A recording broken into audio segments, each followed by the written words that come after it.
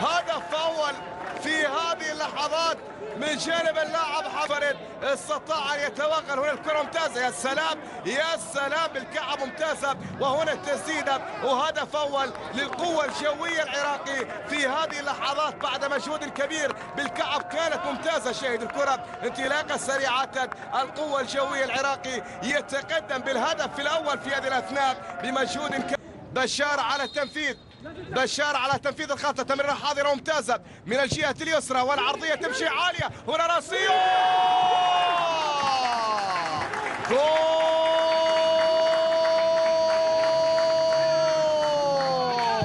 سمال سعيد يسجل هدف مؤيد العشان والعرضية ومن ثم راسية، والهدف الثاني في هذه الأثناء للقوة الجوية.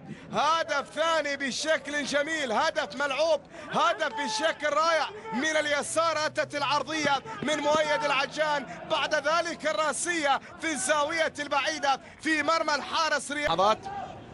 عبد الواسع إلى موسى كونيه، كونيه يتقدم من الرواق الأيسر، كونيه يحاول فيها، كونيه والتصويب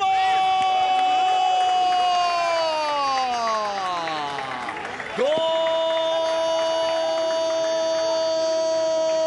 هدف أول، تسديده كانت قوية، حارس المرمى تصدق ولكن من قوة الكرة دخلت في شباك الحارس فهد طالب. العروبة يقلص الفارق في هذه اللحظات. موسى كونيه حاول كثيرا، هنا وجد المساحة، هنا وجد الثغرة، هنا وجد المكان والمسافة للتسديد، سدد له كرة قوية فهد طالب.